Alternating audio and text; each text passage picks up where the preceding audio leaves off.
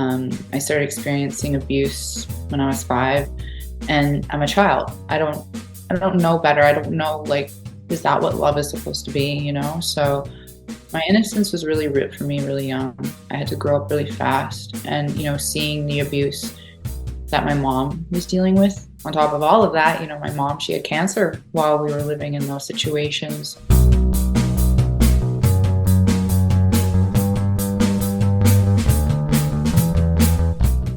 Hello and welcome to another episode of Bunny Hugs Mental Health.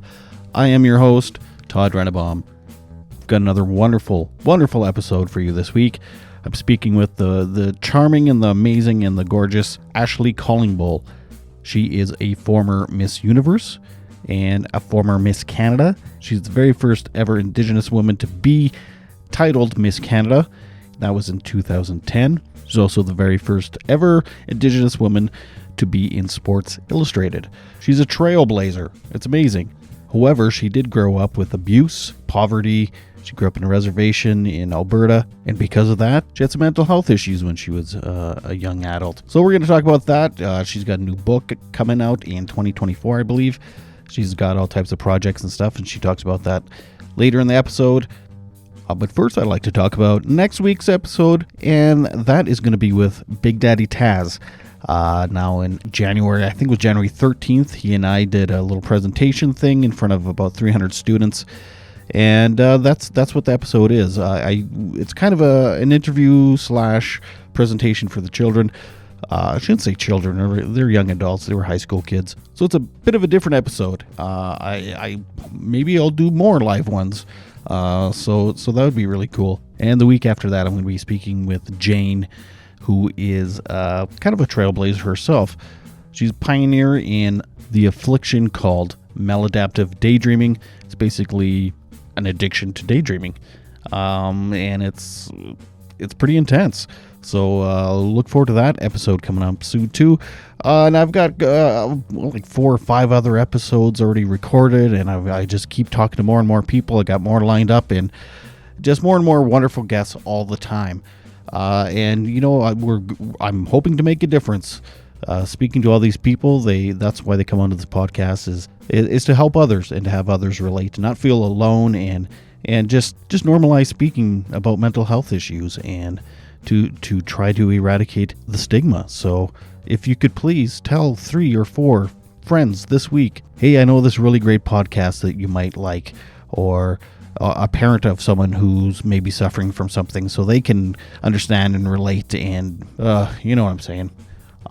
So yeah, please share, put it on your social media, put your favorite episode of the podcast thus far and share it on social media and say, hey, this is a great episode, take a listen. That'd be really appreciated. But anyway, back to Ashley Callingbull. Another thing Ashley and I talk about is race and racism, and I got awkward at times. I think I sound, when I was editing the other day, I was like, I sound like a rambling moron. If you noticed that, then don't worry, I did too. Without further ado, I give you Ashley.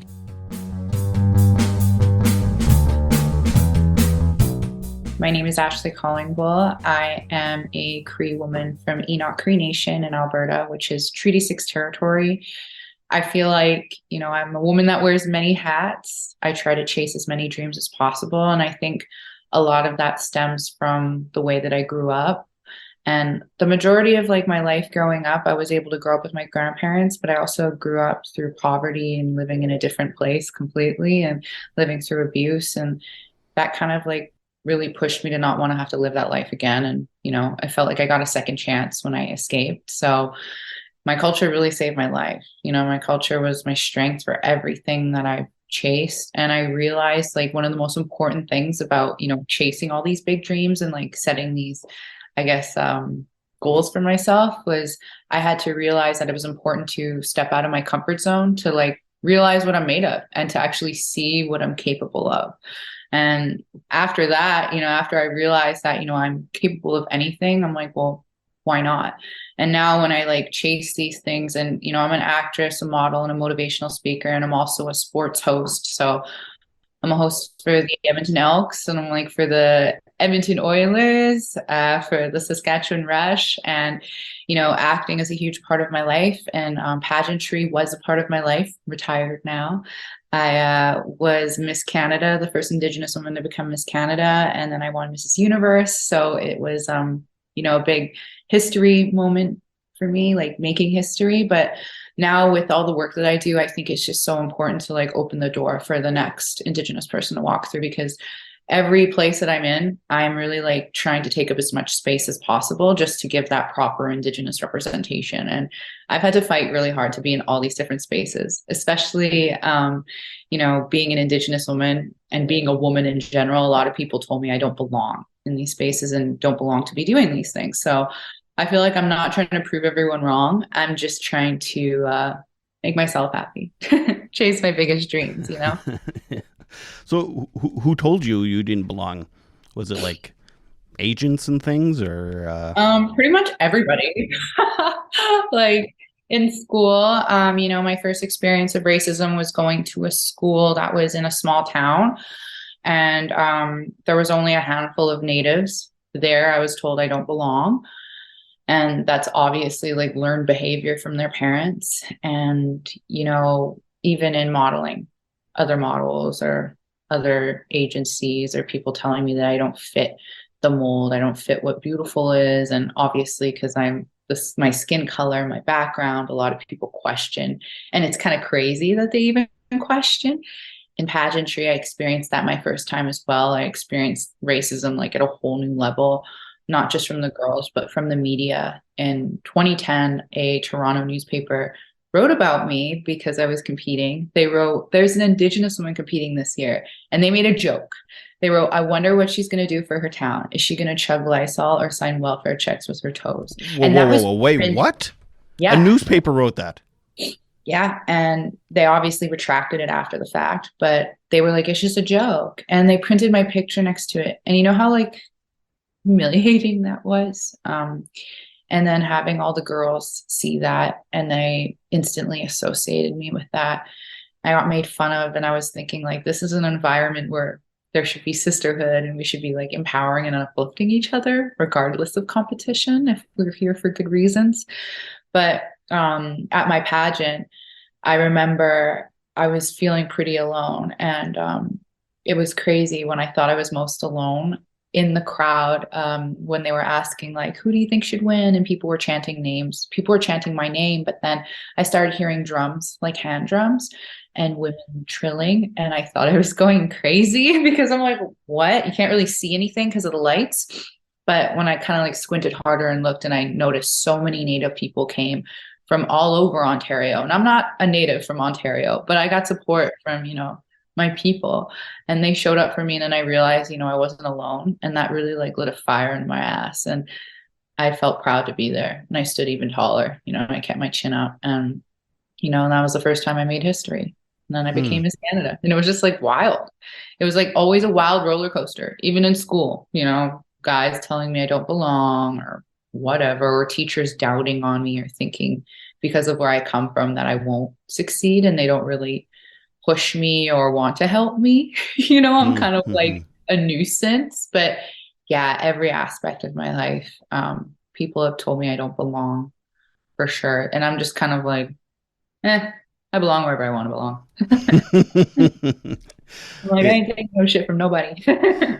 do you think things have changed in the last, I'll say 5 years, with some of that attitude and thought um, because of people like yourself and more representation? And I see a lot of well, more Indigenous stuff like in these fashion last and five stuff. years or Hmm. 5 years after the fact. I'm like, these last 5 years, I would say a lot has definitely changed. We Hmm. could definitely use a lot more representation, but we do have more now. More, I guess, more Indigenous talent that people haven't seen before, whether that's in acting, modeling, sports, whatever. And even like in different professions, like there's doctors, lawyers, and I feel like a lot of people just stereotype us Hmm. instantly. And, I, even if I'm as successful as I am, I still get treated bad, like in certain areas, like it's just, it sucks to say that it's normal, like, getting followed around at the grocery store.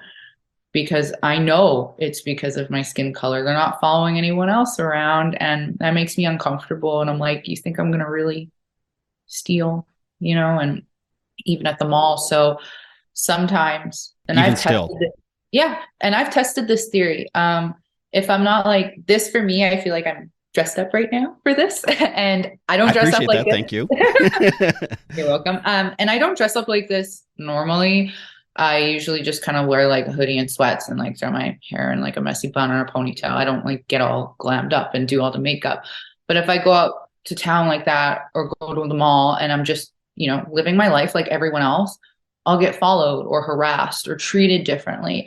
But then if I show up and I wear like my nicest clothes and I make sure that I look presentable and I'm not stereotyped by looking at me, I get treated completely different, like almost like I'm a regular human being. And it sucks that like I have to do that and I shouldn't have to, but it happens a lot. And it doesn't matter like where I go, like racism is alive and well in the world.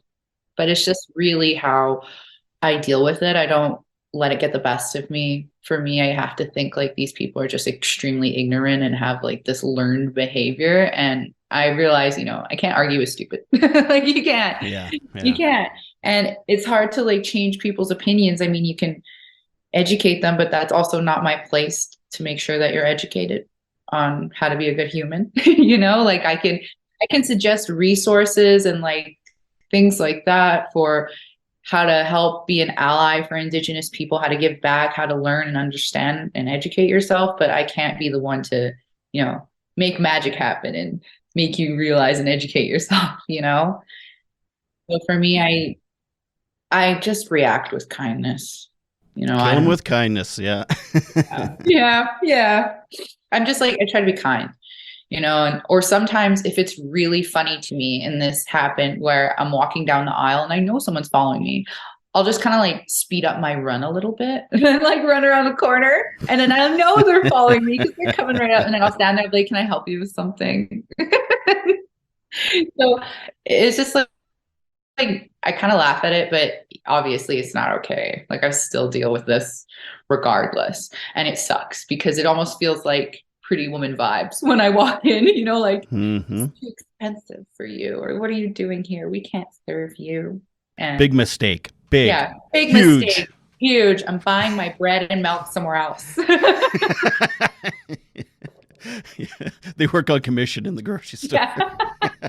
I can't believe it. I mean, this is something, and like I've heard a lot of people say, there's no such thing as white privilege. I'm like, sorry? Like, I have never been followed in the grocery store.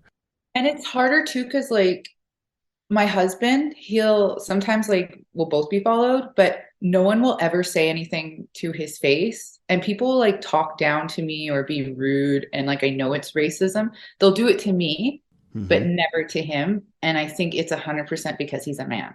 We had this discussion, like he won't ever be talked to or treated that way. He'll be followed and whatnot, but no one will say anything to his face, but they'll So say things to he's me. indigenous as well. Yes. And I Okay. think men kind of like have that advantage. You know what I mean? And Yeah.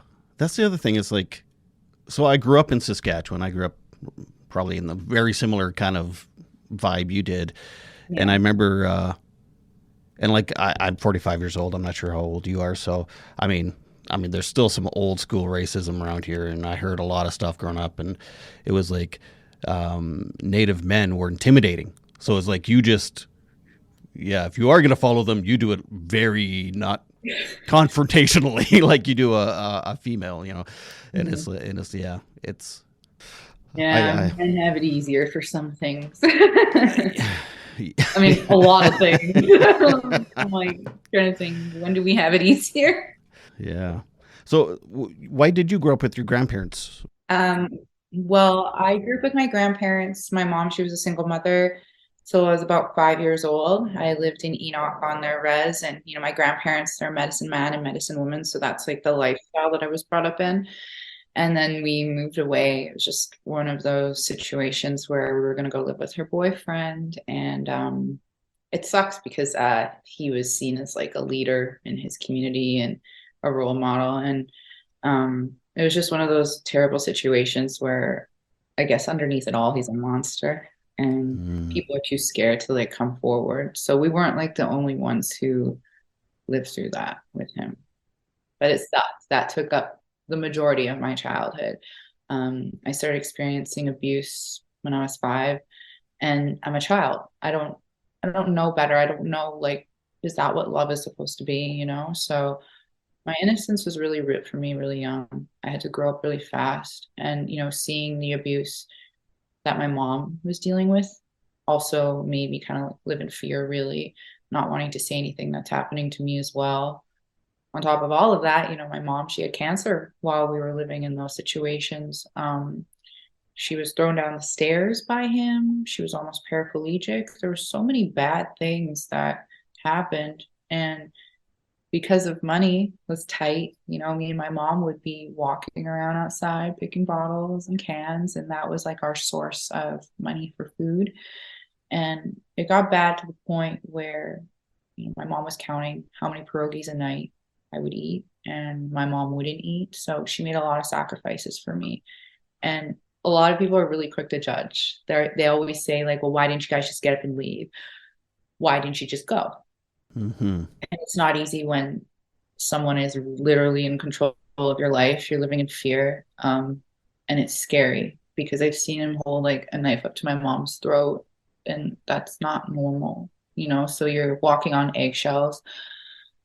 And I was pretty much like brainwashed to, I don't know, survive, like not Mm-hmm. say anything and not do anything wrong so I wouldn't get hit. But my mom didn't realize everything until after I told her the day we escaped. It was hard because he was so controlling with everything, and his family was so controlling. They kept eyes on us all the time. And the one day that he was gone, my mom's cousin, my cousin too, she just like came. We packed up a few of our things and we just up and left. And I couldn't believe it. And then I remember when we got to my grandparents' house, my mom was explaining that we were never going back. And I felt like I had to tell her, you know, Mm. because I told her I was really scared that he was going to kill us. And then I told her why. And she just, she broke down. And I remember her saying something and it just really like hurt. And she just said, like, I feel like I failed as a mother. She said, I'm so sorry. And, that hurt because I know she didn't fail. Like she tried as hard as she possibly could and didn't know. But after that, I felt like I had to still go through hell. I had to learn how to heal myself, love myself. It wasn't over then. I had to go to court at like a young age as a young woman. I think I was about 11 or 12 when I was in court and I had to testify and, repeat everything in extreme detail, like what happened. And, he's there, his Oh, family's there. They're God. laughing at me. And that made me feel so small. That made me feel like absolute crap. And then I remember getting off the stand and I was telling myself, like, I'm never going to speak out loud ever again. I felt humiliated. Um, like, it's just not normal. And after that, I remember the judge was just saying that I had a lot of mental health issues, was suicidal, like I had a lot of rage. And she highly recommended, and well, more than that, highly recommended. She made it that I go see a therapist. And I probably went to about like 4 or 5 different therapists. Each time I was freaking out or yelling, wanting to throw something. And I remember they would just keep asking me, how do you feel or this and that. And I'd be like, just tell me how to be happy, Mm. tell me how to let go. And those were answers that I couldn't get. And when I went home, my cook, my grandmother, she told me that my healing was here at home. And she explained it. She said that, our strength is, our therapy is our sweat lodge, our ceremonies. She's like, that's how our people heal and that's how they find strength. And she told me the one really important thing that's definitely saved my life was that she told me to walk the red road because my grandparents were residential school survivors and they've been through a lot after that, and there's just so much intergenerational trauma. Like what happened to me was intergenerational trauma because I only know about this later on in life, but my abuser that abused me was abused by his parents, Hmm. and they were abused in residential school. So what they experienced, they inflicted on him and then inflicted on me. But then it's just up to me to stop like this problem, stop this trauma. And it was hard to like take that in, but yeah, I had to realize that, my cookum said I needed to stay on the red road. And she said, what that means is that you stay away from drugs and alcohol. And a lot of people that deal with intergenerational trauma are dealing with, addictions and are living, on the streets and have a lot of mental health issues. My cookum said, that's not what I want for you. She's like, a lot of people who have dealt with these problems or dealt with this pain, have dealt with abuse, have dealt with addictions. They'll turn to more drugs and alcohol to numb everything. So you won't feel. And she said, for Indigenous people, when you put those toxins into your body, it disconnects your spirit from your body more and more so. And because of that, you get lost and you start to make bad decisions and you lose yourself. And I never wanted to like lose that connection. I thought that would be it for me if, I lost myself. And I thought this is like my second chance at life. I'm gonna, make something of myself. And my abuser always told me, I was worthless, like I would never amount to anything. And, it was like really right there lodged in my brain that I was never going to amount to anything. But going into sweat, going into ceremony, like even crying in sweat, singing, whatever I needed to do, it helped. And I realized that I needed to surround myself with people that wanted to uplift me. And I've never really been around people like that because just the environment I was in. And my grandmother taught me that you are who you hang with. And I Hmm. learned that in high school. I Because of her, I pushed myself in school. I pushed myself like in everything. And I never let like drugs and alcohol stop me. And just because of this lifestyle, I feel like I've hung around better people and I've changed, like I've grown. And, a lot of people ask me now what happened to me and how I grew up. They're like, would you change it? I'm like, well, obviously I can't, but the one thing I can change is not letting it define me, not letting it, I guess, define who I am and not letting it carry a burden on me or a pain. Like I feel like people that are, you know, domestic abuse survivors or people that have dealt with any type of abuse in the home, I feel like a lot of us, in order to really move forward, we kind of have to just really let go because it's our past. It doesn't control us anymore. And one thing I told myself is that I don't live there anymore. I don't live in the past. I live in the future. And that's why I make so many plans for myself. And I get excited because I get to create my own future now. I'm not in a place where I feel like I have no dreams. Now I'm like, I can make the dream possible for myself and for other people. So that's why I like to do a lot of giving back because of what I went through. And, a lot of the work I do and everything I do stems from who I was. But now it's about like who I'm going to become. Hmm. Well, I'm so happy that you had such an amazing grandmother and woman and a wise lady. Um, so I don't want to make this about me, but I'm 6 years sober and I've gone through the ringer too, and I feel like I've healed generations behind me too, and it's obviously we're completely different cultures, completely different reasons what our traumas were and stuff, but it is like this heavy burden. Like once you start going on the road of recovery and healing, it's like what I'm not just doing this for me and my kids, but I feel like I'm healing generations of trauma. Um, did your abuser then get convicted? It was a Oh, slap on the wrist. oh They God. can't work with kids anymore and whatnot. Hmm. But other women came up to us after and they said, we're too scared, but thank you for saying something. And that hurt because, they know what was happening, but those are women that can't leave that community. So Right. that I understand, but as a young girl, I didn't understand. Yeah. Yeah. Um, I actually ended up working in addictions after I got sober, and I worked with.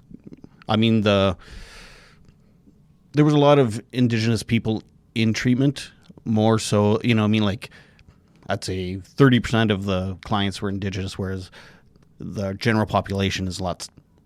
I don't know what the general population. What is it? What percentage do you think is Indigenous in the prairies? 10%? I don't know. There's a I don't lot know. of They seemed I'm overrepresented. like, there's a lot of reserves. I think I guess they seem overrepresented.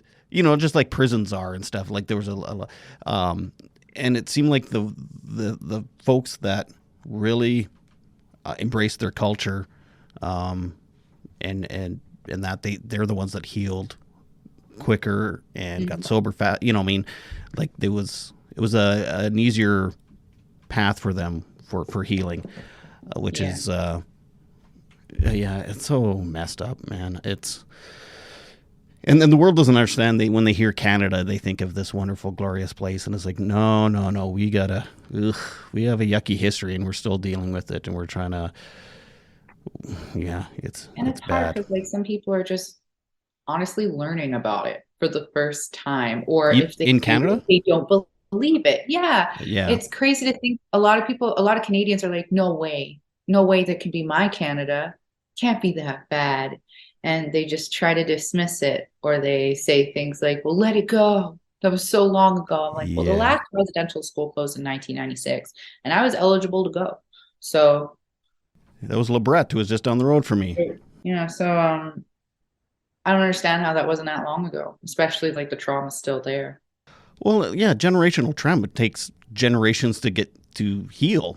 I know, I know. Yeah. I think the younger generation are understanding better than like Yeah. boomers. No offense to boomers that are listening, or any, some of you do understand and stuff, but yeah, I don't want to call you any particular generation racist or anything, but I think we're just better educated now, and I think like I did oh my god, the blanket ceremony at I used to work at Globe Theater, Mhm. and we did a blanket ceremony, and I was like, I grew up in a town called Indian Head and all this stuff. I thought I knew stuff, and then you go through that ceremony, and it's like, oh, it's Oh, heartbreaking. that's so emotional. I did one of those for there was like a big school event, and then there was a bunch of people there, teachers that came from all over. And when we did it, it was just a lot of people were breaking down and they couldn't, I guess, grasp it. And it felt so heavy. But then there was that understanding, right? Like what you said, there was just a lot more to take in. Hmm. Um, do you know Terrence Littletent? That sounds really familiar for some reason. He's like Everyone sounds really familiar. he's like a world famous dancer. Uh, Oh, is he he a does the hoop fancy dancing. dancer and a hoop dancer? Yeah, yeah, yeah, Okay. yeah. He's a really good speaker, and we're kind of buddies and stuff. And anyway, sorry, I was just diagnosed with ADHD, which makes a lot of sense with my looking back at life. It's like, oh, That's what my okay. husband says I have, just because I'm like literally all over the place with my thoughts. And then I'll say something. He's like, where did that come from? He's like, how many conversations are you having in your head right now? Okay, so you get it. So, Yeah. Yeah. um, oh, you were also, weren't you another kind of big thing? You were the first Indigenous woman on Oh, Sports Illustrated yes. on the Yes. cover. No, not yet. But like I'm the first Indigenous like model for them ever, and to be featured in the magazine. So that's pretty major. I was like, this is pretty awesome. Never would have thought. Like, obviously, it's had all the biggest supermodels like I can think of, and in my mind, like I'm working out, and then finally I get the call, and I'm just like, I can't believe it. And I still couldn't believe it when I was shooting on the beach. I was like, oh my goodness. It wasn't until I opened the magazine I thought how impactful that was, because a lot of girls that are trying to break out in the modeling industry are seeing like the first Indigenous to do this or first Indigenous to do that. It makes me feel good because I know like won't be the last. There's Mm-hmm. going to be another girl that's going to walk into that space, and that makes me feel good. It's about Mm-hmm. time to have that proper representation, and it's powerful. Yeah, it is. Yeah, yeah. I remember when I mean, I don't remember well, but I do remember hearing about the first Indigenous woman to win Miss Canada, and I was like, what? In my mind, I was like, how is that not? How is this? It's 2010. How is this the first one to ever? I'm like, they were here thousands of years before my family was. No. How, like they are. It was anyway. Yeah. So anyway, it's still wacky to me. And I remember, I don't know how long this was ago. You know the Colton Bushy trial. Mhm. Yeah. Um, Again, I thought we're as people were progressing, and then you went online and on Facebook and stuff, and the comments, the insane racist comments, Mhm. just openly. Yeah. It was People have shame. I couldn't believe it. I was like, are we making Canada great again here? What is happening? Like, It is crazy. A lot of news outlets, when they post about Native stories or Indigenous people, they'll have to turn the comments off or limit them because of how racist people are. And I never see that happening on a story of, a young Caucasian person or any Caucasian person. You never have to limit the comments. But for us, it's what people do. They love to hate. it's bizarro to me that it's 2022. I don't know. I know. Again, this isn't over. This isn't, there is still racism rampant. I think it's just maybe hidden more or something. Well, like, I feel like racism is for Indigenous people, it's very visible online for sure. There's a lot of lateral violence, and plus, people are real keyboard warriors. They could say whatever they want without, feeling with them saying face to face, right? It's very cowardly, but in person for Indigenous people, like, we feel it, we see it, and it Yeah. sucks. Yeah. You know what? Actually, sorry, I don't want to make this about me again, No, but I'm go ahead. curious. I'm curious. I'm curious on your thoughts about this. Um, so it was about 10 years ago. I had a suicide attempt. I've been in psych wards and all types of stuff. I'm feeling really good now. But anyway, there was a few RCMP officers came into my house, and um, kind of we shit hit the fan, I'll say. And at one point, I tried to even grab one of the cops' guns. And what ended up happening was they ended up, cuffing me and stuff and taking me to the hospital, and I got help, and it all went really smooth and well. About a year after that, the police officer that was there in my house, it was all over the news that he was making racist comments about Indigenous people, and I froze. Like when I was reading this, I was like, "What? Like this is the guy that cuffed me and took me to the hospital." I thought, I wonder if I was Indigenous, would he have cuffed me and taken me to the hospital, or would I have been charged with attempted murder, resisting arrest? Would I have gone to jail? Like what treatment would I have got? Or if you were an Indigenous man, they would have taken you on what they call a starlight tour and would have left you out somewhere. That's also possible. Yeah. I, yeah. For those of you who don't know, um, Ashley is. We're not live or anything, but Ashley grew up in Saskatoon, or sorry, she lives in Saskatoon, and Saskatoon, was it in the 90s? It was notorious for the city police taking Indigenous men out of the city, dropping them off as a punishment or I whatever. heard that still happens. So No, yeah, and I mine hear is 30. crazy things. It's not just like our women or Indigenous women that are going missing. It's also our men. They're also being murdered too. So, a lot of people put emphasis on MMIW, Mm-hmm. but it's also the men too. Yeah, It's our people are really targeted, and it's brutal just because they see us as less than. Like our lives are disposable, and that's why it's scary, to just be who you are. And it shouldn't have to be that way, especially in a country that is so welcoming of people from foreigners and different, yeah, yeah, exactly. And we're the first peoples of this country, but we're always put on the back burner. We're always considered last. And it's a constant battle, it's a constant fight. Like having to fight for your rights, fight for what you believe in, fight for your people. You're basically fighting for like human rights, like Yeah. for example, not having access to clean water. That just boggles my mind that that still hasn't been fixed or hasn't even there was no like real dents that the government has made in order to like bring a real resolution to it or actually bring like real progress. So yeah, it's crazy to hear when your own government says we're going to do this for you, we're going to help you, we care about you. Years and years later, a lot of broken promises, and still, I'm like, our people are still in the same place. Hmm. Yeah. But yeah, sorry, I just wanted to finish that. A lot of these men that they dropped off out of the city was like minus 30 degrees, and a lot of them ended up being found years later, or months later, or weeks later, dead. And and I believe there was a few of the police were on trial, and again, it was like a slap on the wrist. I believe. I don't think anybody was put away for manslaughter or anything like that. But anyway, do you get do you ever get some pushback from your own culture for your success? I feel like lateral violence is present in the Indigenous community as well. There are some instances where, there's that jealousy factor, right?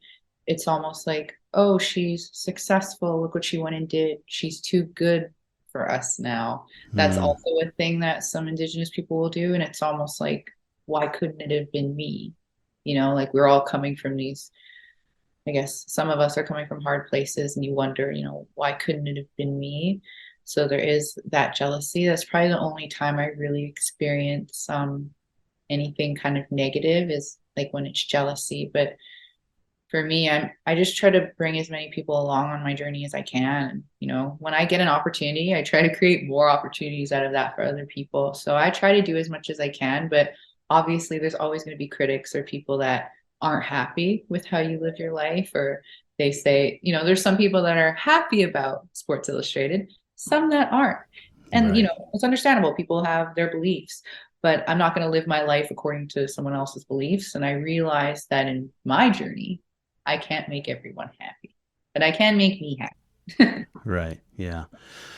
So growing up the way you grew up and living in the society we do, especially in the prairies, um, I guess it's really easy just to walk around mad. You know, what I mean, like angry at the world. Well, how did you? Because I do see some people like that. Doesn't matter what culture you are, if you're a minority or even female or whatever. Um, how did you not let anger just eat you up instead? Was it through your culture and through sweats and ceremony? Sometimes anger can come out in different ways. Sometimes if I suppressed anger when I was a kid, it could come out later with me crying or yelling. It can come out in different ways. I just think it's so important not to suppress it. That's one thing I learned over time because I would have anger issues or whatnot. Or if I was dealing with something really hard in my life or, people don't know. I remember I started joining kickboxing because of that, because I don't want to punch people or hurt anybody. I'm like, but I need to get it out in a healthy way.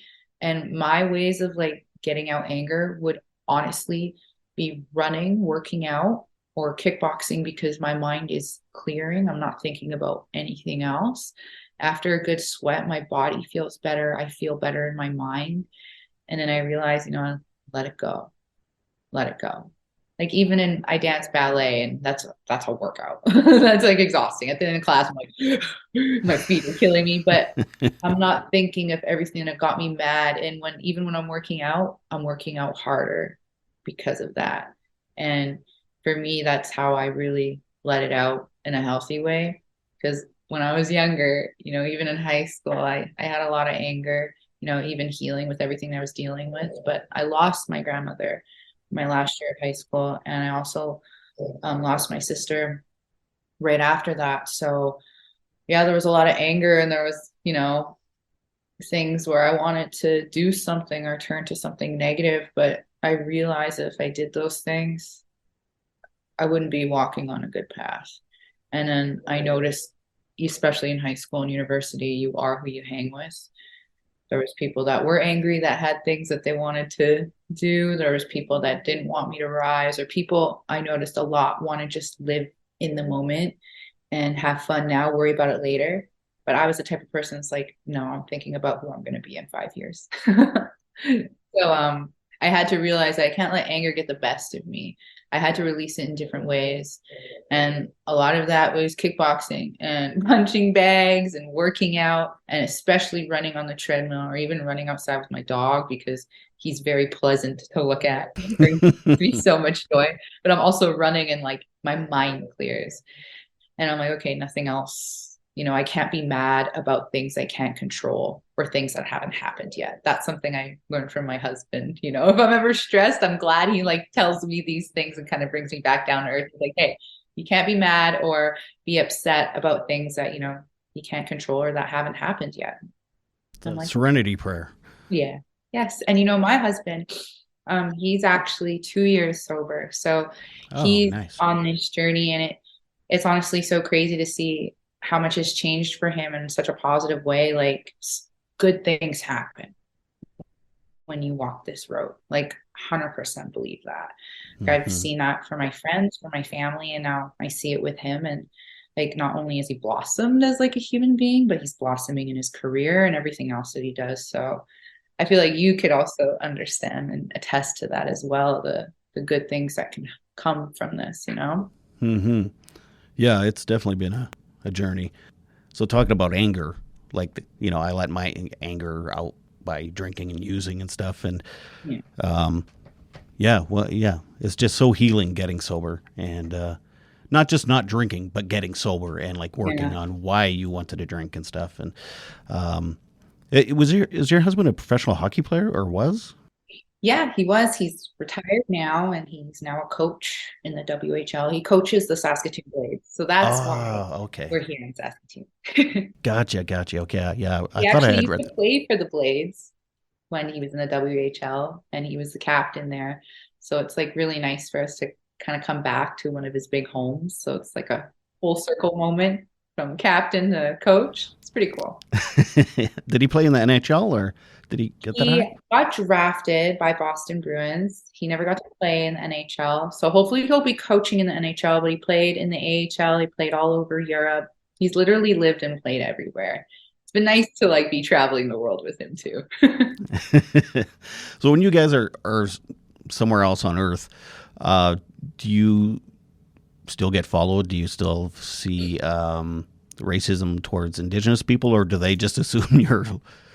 Because you know how people are like, oh, they're Latino, or they're Middle Eastern, or something. They don't even realize. Um, in the States, yeah, I experienced racism too. I mean, it's Yeah. Hmm. when I lived in Florida with my husband, we'd see Confederate flags everywhere, and that's just like, wow. So racism, yeah, is alive and well everywhere, but I experience things differently. Like, say if I go on a vacation to Mexico, I'm Hmm. not going to be treated bad there. Everyone thinks I am from Mexico or I'm local. I'm not going to get treated bad where people think I'm from there. And that's almost like a comforting feeling. You know what I mean? And it sucks that that's what it takes. It's like, hey, I gotta look like you guys to be treated good. So it's like in Canada, I'm like, oh, I gotta look white. Like maybe people treat me like a queen. Oh man. Yeah, but I've said that to my husband before. I'm like, you know how much easier my life would have been if I was born white? Like it is crazy. Like I wouldn't have all these like disadvantages or this treatment but yeah, times Hmm. gotta change, things gotta change, people gotta change. But you made it anyway. Like I Yeah, mean, you know what I mean? it was a fight. It was a battle, but I made it happen for myself. Yeah. It'd be interesting if you did grow up in a white family, where you'd be. Would you be? I probably wouldn't be as determined like to really like make this happen for myself because so many things were put out of reach and so many people told me like nope, can't get it. And I probably wouldn't have gotten that treatment as a Caucasian woman. People probably would have treated me better, probably would have had friends easier. you I wonder if know? you'd be as successful though, like you said, because it does come so Probably much not. easier. Yeah, you take advantage of it, and then it's like, For sure. If I would have had like the advantages and being able to, I guess, have different access to things and not have to worry about things, I probably would have been spoiled. I feel like, I probably wouldn't have been as humble. I probably would have taken life for granted, I feel like, because now, coming from nothing and having nothing, I'm so thankful every time that I wake up because, it's another day to really live my life and thank God that I'm still here. Well, thank Creator that I'm still here. And I think that I would have had a different mindset. I wouldn't be the strong individual that I am now. And I think having to grow up fast really made me super, I guess, determined and like strong willed. And going through obstacles and like adversities like that, and even the things that I go through now, it really kind of like shapes you as a person. Like you grow from it and you learn from these experiences. And because of that, like I can really take on anything that anyone says or something's thrown at me. I'm like, I'm ready. I'm like, I've been through hell. I've been through it all. I'm like, nothing can break me. hmm, But I wouldn't yeah. have that mindset as a Caucasian girl. I'd probably be like, oh, the world's going to cater to me today. Like that's probably the mentality I would have.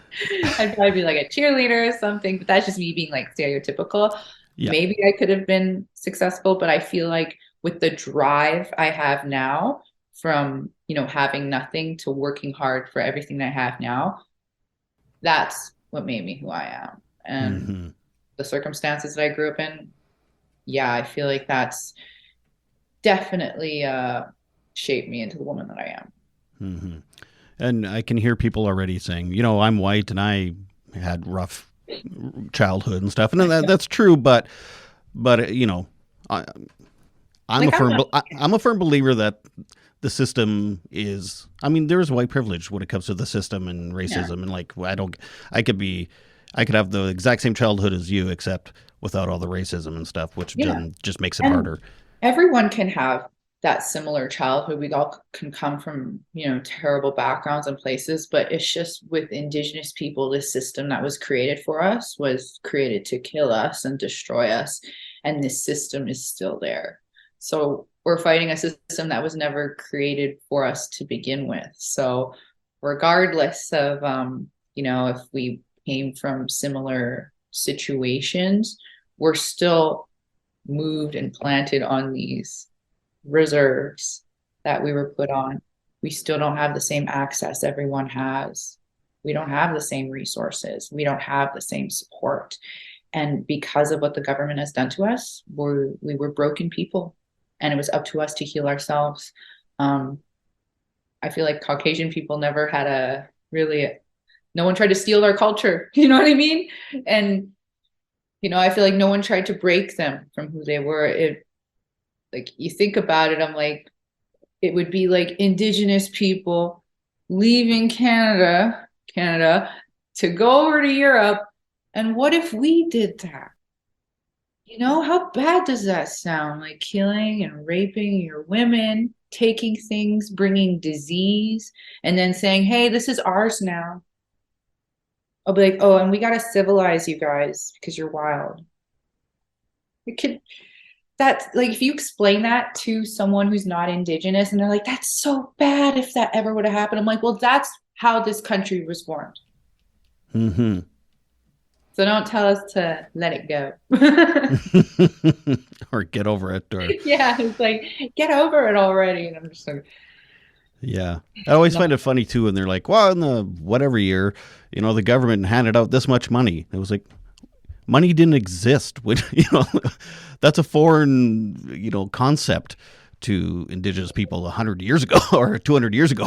It's like, here's something we use. Here's, it's like, uh, but yeah. And again, like I know that like there is, okay. So I think I've said this in another podcast when I was talking to a friend of mine, indigenous friend of mine, but I'll say it again because I feel like it. So in my family, there is generational trauma.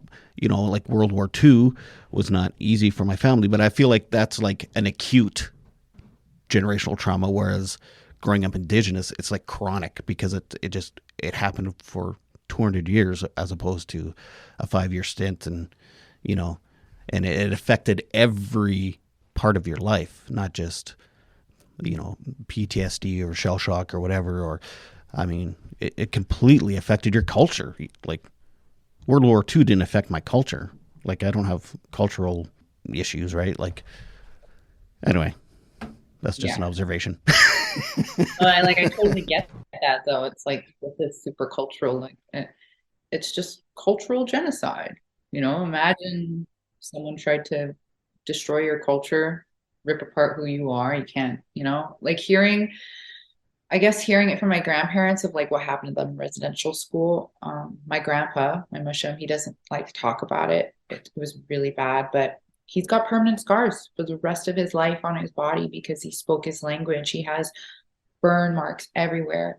They threw hot boiling water on him because he spoke his language. So that's just one of the things that happened to him, and he won't talk about anything else. But a lot of bad things happen, and same with like my grandmother. So yeah, that can really change a person. But I feel like I got really lucky with the grandparents that I have because they like I'm not saying that they were fine when they left residential school. They were not.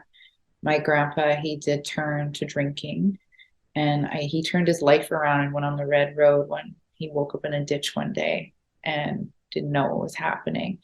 Him and my cookum, they both, made it like their life's work to really kind of make culture their priority and always give space to people that want to come and get help. Like our sweat Mm. lodge, the ceremonies, anyone can come to my grandpa's house. We always welcome people with open arms who are coming for help. And that's like what I learned from them is to, always have like your heart open for someone. And, there's this it's like a positive ripple effect. You never know if you're helping one person, you never know who they're going to help or how it's helping them. It could be something even bigger. So that's why it's always just, to show people kindness regardless of, treatment. Like if I'm being followed, I'll still smile at people and be nice. It's just because you never know what someone might be going through. Maybe they're just going through something terrible or they're having a really awful day. They're not Hmm. actually being mean to you, but you never know. So that's why I'm always just kind regardless. Was your grandpa and grandma, were they open to other cultures coming and experiencing their culture? Like, was Yeah. the So, sweats was open to anyone that was interested? my grandparents, because a lot of people and people that are non-Indigenous, they think because of residential schools that we don't like Caucasian people or we Hmm. completely separate ourselves. And I feel like non-Indigenous people get nervous. They're like, oh, well, maybe we're not welcome. Maybe it's rude to ask or be around. And honestly, Indigenous people want you to ask. We want you to ask questions. We want you to feel like you want to be involved. We're not like, hey, you can't come to this power. You can't come to this. And, there were even people that were all different types of background that have come to the sweat just Hmm. come for help, learning our ways. And my cookum and mushroom never said they couldn't come. Like we've had people stay there, like literally stay and sleep for days or bring their families. And my cookum was actually a foster parent. I think it was just she loved children so much, and after experiences, she wanted to just give more people chances at life. She raised over 26 foster children in her lifetime. What? And she even got like awards for it. But she also adopted her and my mushroom. They adopted two Caucasian boys. So it's they had never had any boys, and they just had daughters. They lost a son, but they adopted, and it has nothing to do with race. Love is love. You love anyone. So It's a when people, superpower. yeah, and I'm like, I'm not racist towards anybody. I don't say, hey, you're not good enough or whatever. I'm like, we're all the same on the inside. Like we're all just Mm-hmm. bone and muscle. I'm like, Wow. yeah, You have a it's team just, my body. There's not much muscle then.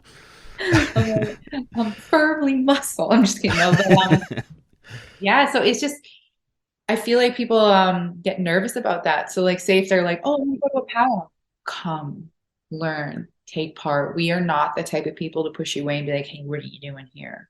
You Well, know, yeah, I know. I think the media has a part in that because oh they're like, yeah. "Oh, yeah, it's appropriation," or maybe like it's always the empty can rattles the most. So it's like, yeah, yeah, Like there is cultural appropriation, but absolutely, yeah, it's not like at our powwows or anything when people come to partake, you know? It's like when people are doing things on their own, like say they're going to Coachella and they're wearing a headdress. Like exactly, that's normal, yeah, right? yeah, But yeah, obviously the media takes a huge part in creating more drama, you know, creating more of like a divide because they need their ratings, right? They need their viewers, their readers.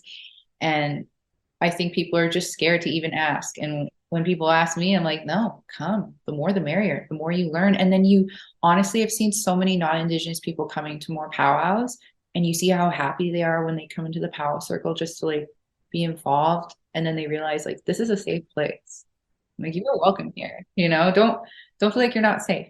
Like we give you safe spaces, safe environments, and we want you to be involved. And people come out and dance too. And it's honestly so great to see. I was at a powwow in Calgary at the Saddle Dome, and there was non-Indigenous people that were there. So many, obviously, from the Stampede, and they came down and they danced as well. So, and the Stampede has people from all over the world. So it was really beautiful to just, you know, see people just partake and not feel scared. It was like, yes, we're all one people. If that makes sense. Plus, it's an excellent place to get a bannock taco. Oh yeah. Like, or my kitchen. I just made some India tacos Monday night, actually. Did you? Yeah, Yeah, and my husband loved it. there's a local lady that used to do it all the time, and she would take orders over Facebook, and it was like within like 5 minutes, it would like Oh my she could, God. In yeah. Saskatoon? No, an Indian head here. Oh, I was gonna say, Yeah. oh, from Saskatoon. Okay, so now I have to remember my question. Oh, I know. I was gonna say, I've been nothing but welcomed by Indigenous culture. When I was just before I went into treatment for my addictions and stuff, there's a lady that worked for my wife, and she reached out and said like, come do a sweat, and like that was amazing. Another lady made my wife a star blanket because she appreciated how her she was a good boss, I guess, you know, and she really appreciated my wife, and it's like, yeah, it's, and before that, I would have been nervous too. It's like I don't know, is this, am I? There's like this, it's almost like an imaginary line that is like, do I cross this? And it's like, we're all Mhm. just like you said, And we're you're all also just people. scared now because people are really scared to offend anyone. And, you know, we're living in a very sensitive society now where more people are scared to try or partake. But for us as Indigenous peoples, we've always been so welcoming. And we honestly like, we feel honored when you like come and partake and learn and educate yourselves. We don't feel honored when you say you're trying to honor us by wearing our regalia, like headdresses, as, you know, for fun, or you know, being Pocahontas for Halloween. That's not a way to honor us. For us, Right. like if you want to do things the right way, you come and partake, and we love that. Mm-hmm. Well, that's amazing. Is there anything you wanted to add that I didn't ask? Well, I got a lot of things going on. Yes, yes. Promote anything you have. I created my own jewelry collection just recently, the Ashley Callingbull, the Shining Rock collection, which is after my Cree name. And there was three collections actually, the Ashley and also the Orange Sparkle Ball and the Every Child Matters. And that was with Hilberg and Burke. And I think the most important thing about that for me was that with these collections, I made sure that the proceeds from them went back to the Native Women's Association of Canada just to create more programs for other Indigenous women. So that was really exciting. That was my first jewelry collection ever. I've never like created or been I guess not very crafty. So like me creating my own jewelry line, coming up with designs, colors, and the meaning of everything, that meant a lot to me. And to know that it did really well. And we had to restock and it raised so much money for this organization that felt really good. So that was like a really good thing for me. I also filmed a movie called The Great Salish Heist. And that probably won't come out till later this year or next year. It's in post-production. I'm also writing my first book. I Mm. signed my first book deal with HarperCollins, and that's really major. I didn't realize how major it was until I went to the office and I walked in and it was like HarperCollins, top floor, and then they had my thing on the TV. Welcome, Ashley Callingbull. I was like, holy shit. And I was like, I'm like a real, author. Not yet, but walked into the room and they're like, this is your whole team for your book. I was like, I'm legit gonna be Carrie Bradshaw. I was like, but not running around the city in heels. Like I have my own book. I'm going on book tours. So that's really exciting. And it's actually an autobiography on my life and sharing things that probably people haven't even heard as well. Like people know a part of my story from the media or what I've shared, but I haven't shared everything. And I really want to be technically an open book. Like I want people to hear about, the things I was battling as well while it was having this success, because everyone thinks everything's so perfect. And, what you see on social media is just technically a highlight reel. And for me, I want to be really transparent and real and share with people how I did overcome certain situations because a lot of us are so similar. It doesn't matter if it doesn't have to be the same situation, but just how to really overcome adversity and how I find my strength and how I found my power and my voice. So that is really exciting. That comes out in 2024. And I got a busy year ahead of me already. Back into sports, doing sports hosting. I'm also going to be hosting for the Canucks on March 2nd as well. So I'm hosting for the Canucks, the Oilers, the Elks, the Saskatchewan Rush. And I'm trying to think what else I'm doing this year. And I'm traveling a lot again. I'll be going to different film festivals. I'm going to Cannes Film Festival. That's my first time ever going to Cannes. So there's a lot of first things happening for me this year and I'm like pumped. So it's exciting times. Can I be part of your entourage? Like my sister's already there. Ah, My sister, my bestie, just the two people that will always be with me. awesome. Well, maybe you'd come on the podcast again once your book's out, and I'll read the Yeah. book and we can have a discussion about it. Yes, 100%. I would love that. If you're not, too big by then to talk to little me. Hey, you can never get too big for people. Never forget where you come from. I'm like, don't forget the little people. I'm like, and you're not a little person. I'm like, you got your shit going. Well, I mean, maybe I'll be too big for you by then. Yeah, I'm like, you might be too good. Like for me, I'm like, hey, remember me, Ashley? We had this conversation. No, I'm not gonna open this chat to talk. Like, who? Oh, her. The one that gets stalked in the grocery stores. Ah. Yeah, maybe they're stalkers. Maybe they're not. They're like, hey, there's Miss Universe. Let's follow her around. My husband once said that. He was like, "Are you sure you just didn't look pretty one day?" I was like, "I swear to God, it's not the case today." I was like, they made sure I brought my items to the front of the store. Oh, no. Oh, man. I don't know how you laugh about that. I'd be furious. I'd be the mad guy. I would. Because I laugh because in my mind, I'm really not going to steal. So I'm not going to be arrested for anything. These people just look crazy. Like, I get a good kick out of it. I make it a good joke, especially if they're really following me. Try to make a little run in the grocery store, make them look dumb.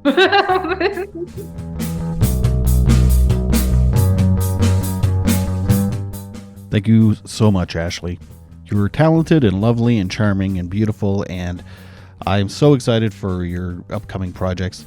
And I just wish you all the best, and I look forward to speaking with you again in the future. Once your book comes out, we can talk about that. So, yeah, that's amazing. Please, everyone, feel free to follow me on social media. Instagram's kind of my main social media account. It is Bunny Hugs Podcast on Instagram. I'm on Facebook quite a bit too, Bunny Hugs and Mental Health. and on TikTok a little bit. That is Bunny Hugs Podcast as well. There's always memes and conversations and videos and guests, upcoming guests and past guests, and yeah, just a bunch of cool stuff. So follow me there. In fact, a lovely lady named Candace follows me there. She just kind of discovered the podcast, and she left a comment. Says, I have stumbled upon a podcast by a local man, Todd Rennebaum. Apparently Candace is local. Anyway, and I suggest you go listen. He also wrote a children's book, Sometimes Daddy Cries. If you remember Kai Ball's story, there is a podcast with Wanda and Chris. And make sure you have tissues. As a mom who was in the midst of trying to get proper help for my own child when Kai's story came out, they truly lived every parent's worst fear. Go listen to this podcast and be prepared for some big feelings. Thank you so much, Candace. She is referencing episode 22, where I speak with Wanda and Chris Ball about their son that they lost. His name is Kai, and he took his own life a few years back. They are actually also local people. So thank you, Candace. Please feel free to leave comments and concerns and stuff like that too. Or if you just want to start conversations, that's awesome too. And maybe I'll read it on air. Don't forget, next week I'm speaking with stand-up comedian Big Daddy Taz live. And the week after that, I'm speaking with a lady named Jane. I can't remember her last name right now, but she is talking about maladaptive daydreaming. And please remember to make your beds and take your meds. Bye.